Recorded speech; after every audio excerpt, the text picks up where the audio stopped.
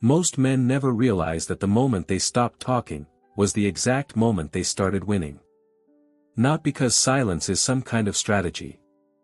Not because staying quiet is a trick designed to force a reaction. But because most men have never actually felt what it's like to walk away from something without needing it to acknowledge that they left. Think about that for a second. Most men, when something starts falling apart, feel an immediate pull. This urge to respond. To explain themselves. To make the other person fully understand why they're leaving, what they felt, what they deserved. They want the exit to carry weight. They want to be heard on the way out. They want the ending to look a certain way. And that urge? It costs them everything. Every single time. Because the moment you try to make your exit loud, you hand your power directly to the person you're walking away from. You're asking them to validate your decision. You're saying, without saying it, that their reaction still matters to you. That you need them to understand before you can actually go. And a man who needs to be understood before he can move, isn't really moving at all. The man who changes everything is built differently. He doesn't explain. He doesn't negotiate with his own clarity. He doesn't draft the message, delete it, rewrite it, and send it anyway at midnight. He just makes the call, inside himself, fully, without ceremony, and then he acts on it. No announcement. No final conversation designed to land like a speech. No goodbye that's secretly asking a question. He removes himself. Completely. Cleanly. Without looking back to check whether anyone noticed. And here's what most people miss about that kind of exit. It doesn't just leave a void. It leaves a question. A question with no answer attached. One the other person has to sit with, because you didn't stay around to answer it for them. That unanswered question is louder than anything you could have said. Because when you leave with noise, the noise becomes the memory. People remember the argument. They remember who said what. They hold on to the emotional peak of it, and eventually they process it and move on. But when you leave with nothing, there's nothing to process. Nothing to replay and resolve. Just your absence. And absence doesn't expire. It doesn't have a finish line. It just keeps existing in every space where you used to be. That's not weakness. That's not coldness. That's not a man who didn't care. That's a man who cared enough about his own direction to stop explaining himself to people who weren't ready to hear it. And that's exactly the kind of man people never forget. Here's something nobody talks about. Loud endings are actually the easiest ones to survive. When something ends in a blowout, raised voices, sharp words, a door that gets slammed on the way out, the mind knows exactly what to do with it. It has a shape. A beginning, a moment where everything peaked, and a clear finish line. Both people walk away with a version of events they can replay, get angry at, talk about with friends, and slowly let go of over time. That's how most people heal from things. They have a story. They have an ending they can point to. But a quiet exit gives the mind none of that. There's no story. No emotional climax to process. No final argument to pick apart and understand. Just a person who was there, and then simply wasn't anymore. No explanation attached. No closure delivered. Nothing handed over to make it make sense. And that's where most people underestimate the power of leaving silently. Because the mind doesn't know how to close something it never saw end. Think about how this actually works. When something finishes loudly, there's a clear emotional stamp on it. A peak moment the brain can label and file. And once it's filed, the process of moving past it can actually begin. It's painful, sure. But it has direction. The mind knows what it's working through. But when something ends quietly, there's no stamp. No label. No file to close. Just an open loop. And the mind hates open loops more than it hates pain. Pain with a reason attached is manageable. Pain with no explanation, no shape, no clear source. That's the kind that doesn't go away on its own schedule. It returns when you're not expecting it. In quiet moments. In ordinary situations. In spaces where something feels slightly different but you can't explain why. That's what a quiet exit does. It doesn't give the other person a wound to tend to. It gives them a question to carry. And questions without answers don't heal the way wounds do. They just keep resurfacing. So while loud endings fade, because they have edges, because they close, quiet ones don't. They don't close neatly. They don't come with a timestamp that says this is where it ended. They just remain. Sitting in the background. Loading without ever fully finishing. And here's the part most men never figure out. You don't have to do anything dramatic to leave a lasting impression. You just have to leave cleanly. Without noise. Without giving the other person something solid to hold on to, process, and eventually put down. Because what they can put down, they will put down. But what stays open? That stays with them. When you walk away without noise, you don't just leave a situation. You leave a space. And that space is more powerful than most men ever realize. Not because it feels dramatic in the moment. It doesn't. At first, it just feels like distance.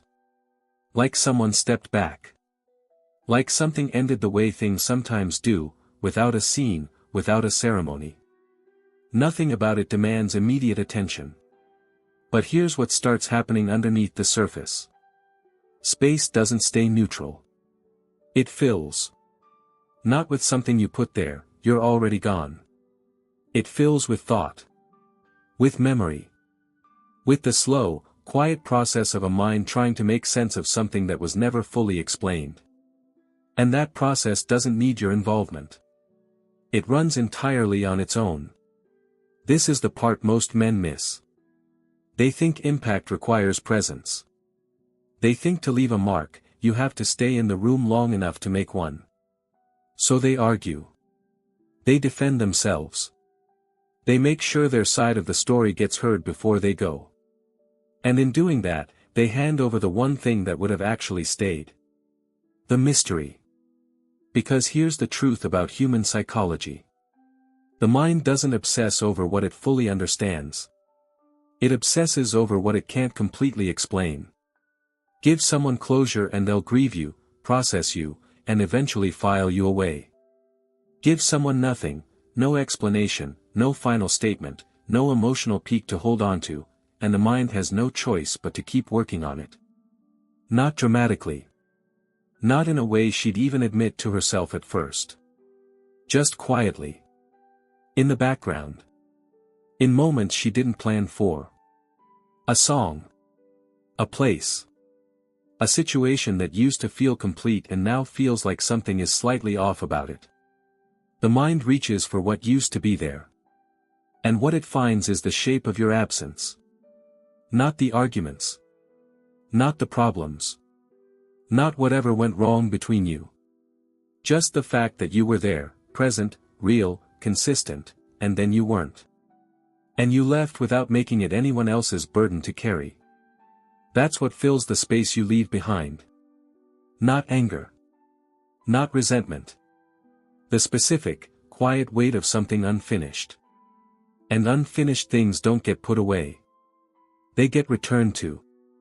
Again and again, in small moments, without warning, without a clear reason why. That's not manipulation. You didn't engineer any of this. You simply stopped being somewhere you no longer belonged. But the space you left.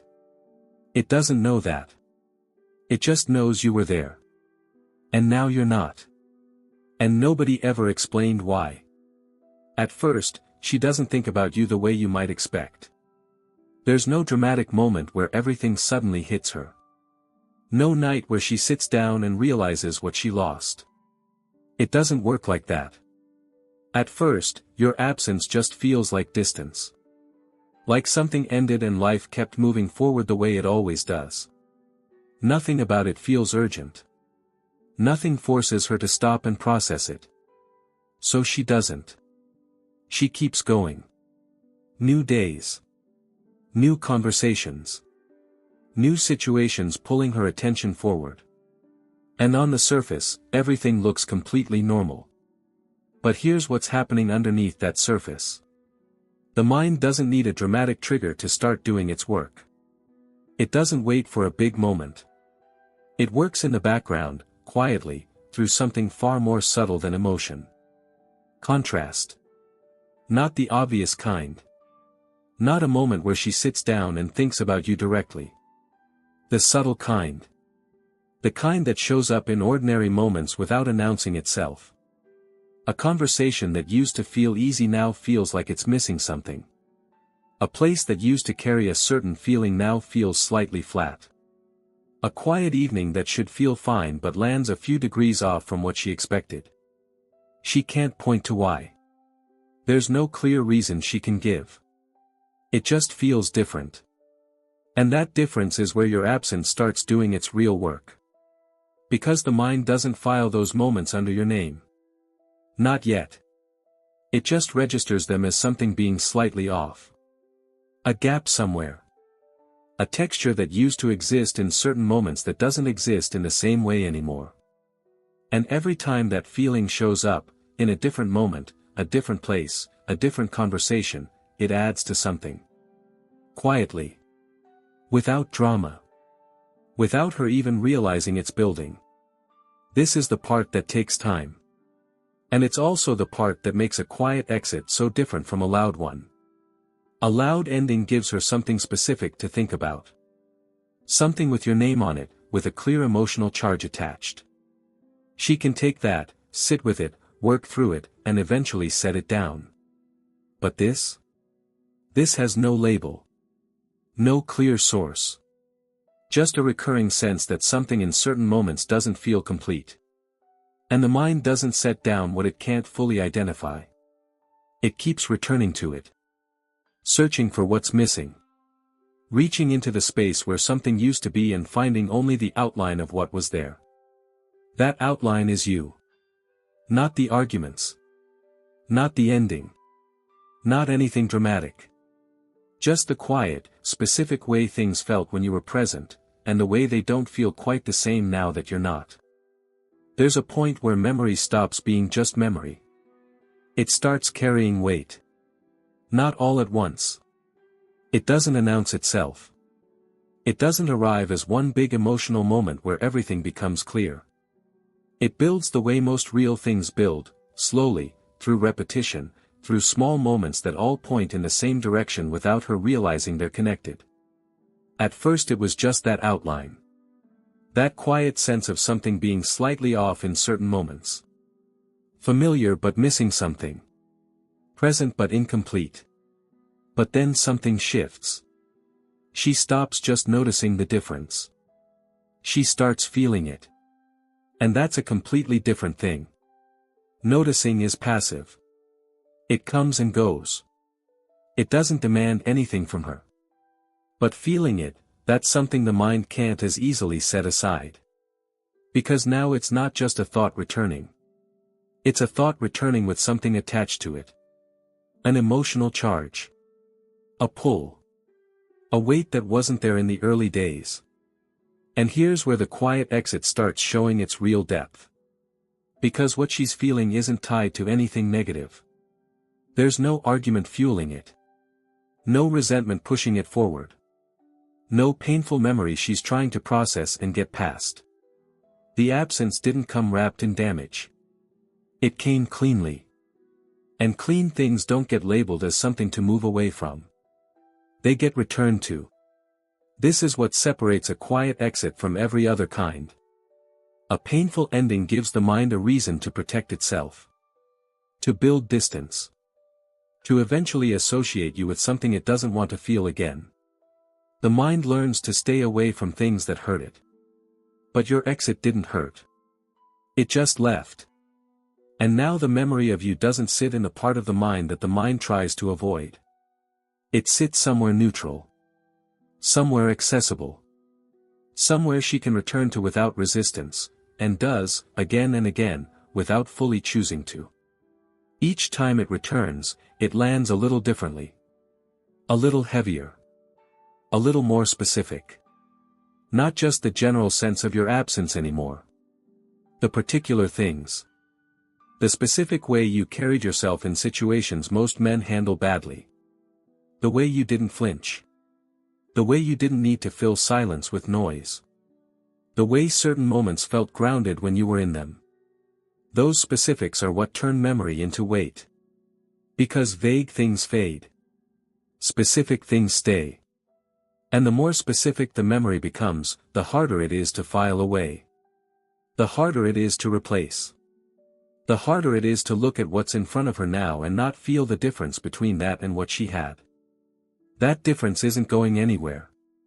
It just keeps getting clearer. There's a limit to how long something can stay internal before it needs somewhere to go. That's not weakness. That's just how pressure works. It doesn't stay still forever. It builds until it finds a direction. And at some point, not dramatically, not with a moment she can point to, what she's been carrying quietly crosses that line. It's no longer something she can place in the background and forget about. It returns when she didn't call for it. It lingers past the point where she expected it to fade. It shows up on a normal Tuesday, in the middle of something completely unrelated, and it doesn't leave when she tries to move past it. And when something starts doing that, when it stops respecting the boundaries she tries to put around it, the dynamic changes entirely. Because now ignoring it takes more energy than acknowledging it. That's the tipping point. Not a realization. Not a dramatic shift. Just the quiet moment where doing nothing starts feeling heavier than doing something. Where the silence she's been sitting inside starts to feel less like peace and more like a weight she's carrying alone. And the mind, when it reaches that point, starts looking for release. Not in a way that announces itself.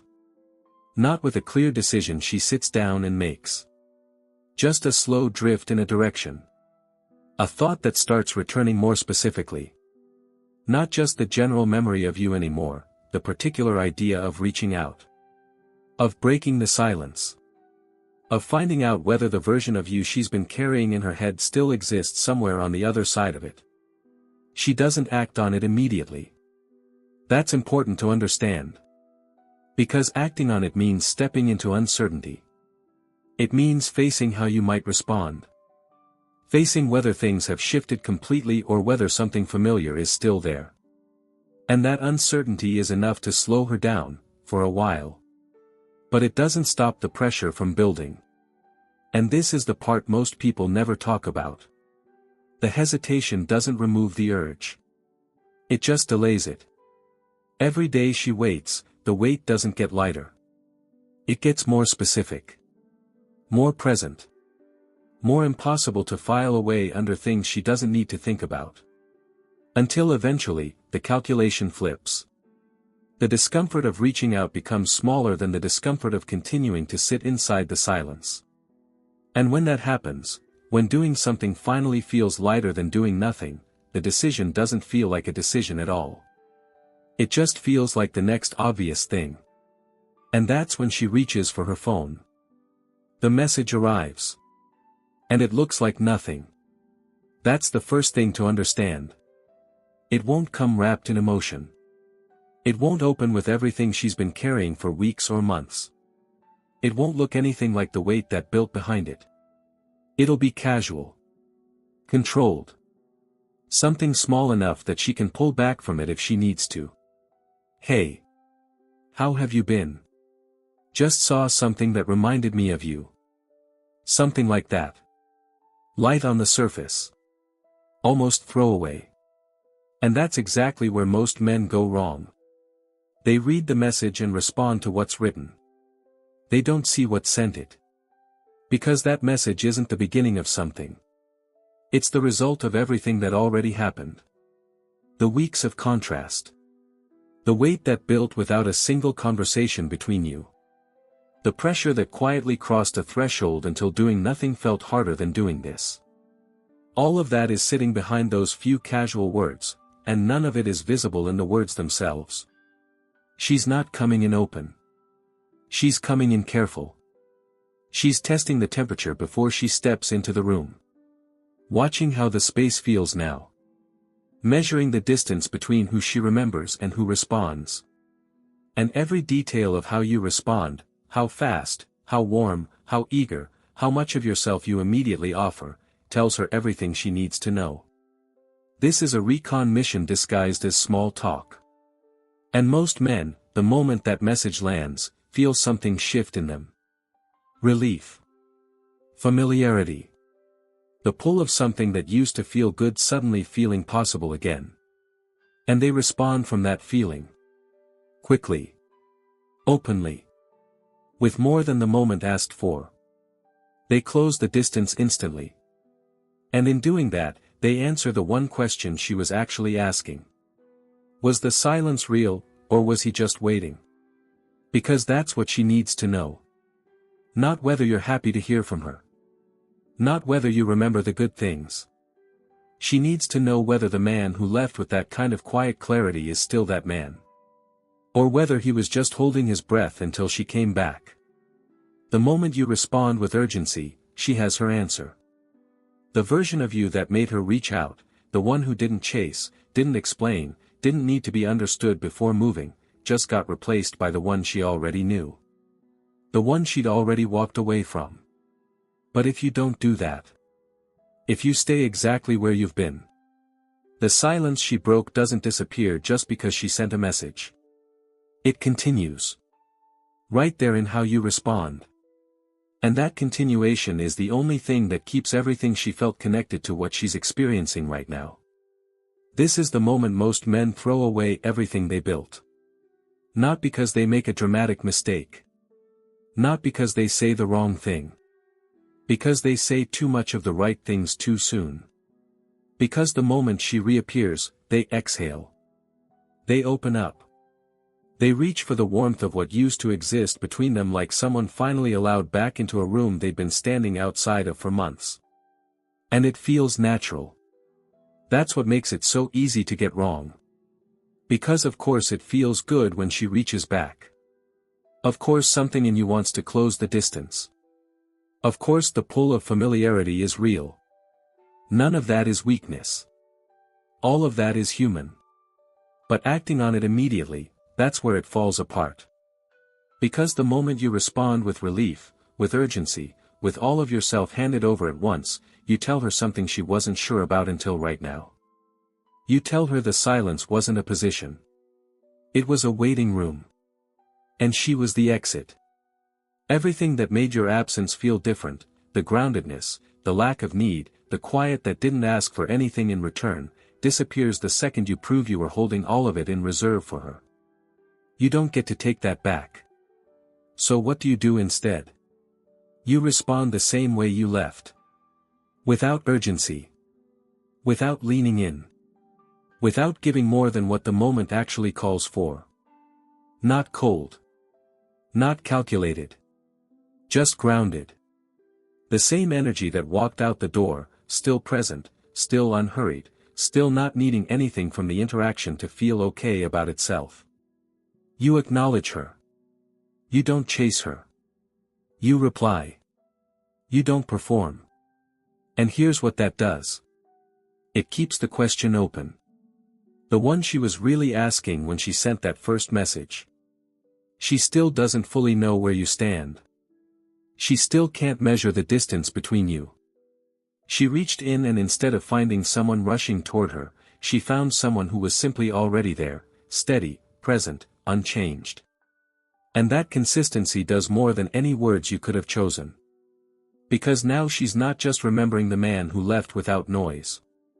She's experiencing him again in real time. The same calm. The same lack of reaction. The same quiet that doesn't explain itself or ask for anything back. And that's when it becomes undeniable to her. He didn't change. He didn't come back different. He didn't break under the weight of the silence or the time that passed. He's exactly where he was when he left.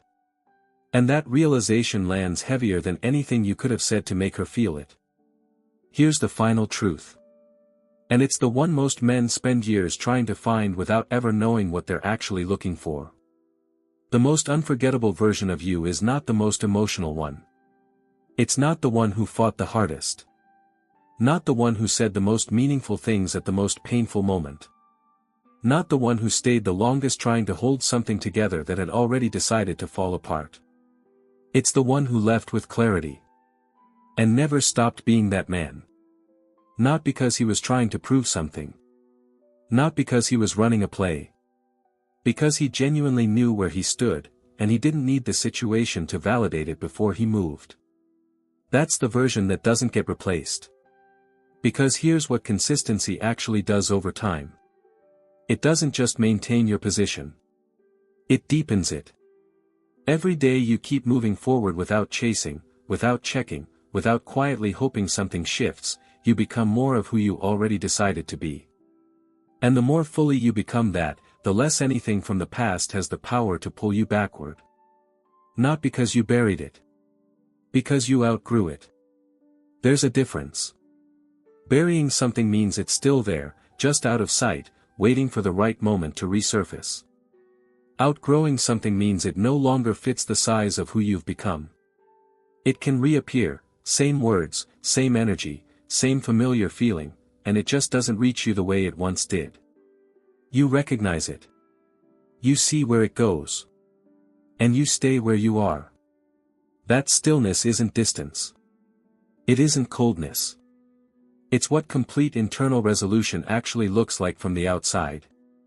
And that's what makes you genuinely unforgettable. Not the intensity of how things began. Not the weight of how things ended. But the fact that you remained exactly who you were through all of it, and kept moving forward long after everyone expected you to stop or turn around.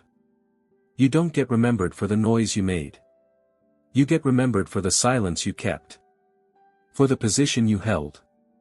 For the clarity that never needed to announce itself because it was already visible in everything you did and everything you chose not to do. That's what stays.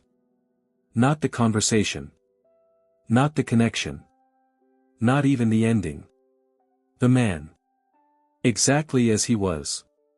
Exactly as he remained. That's who people never forget. If this hit different, it's because you already know this version of yourself exists. Subscribe, because every video on this channel is built to help you find him and stay him.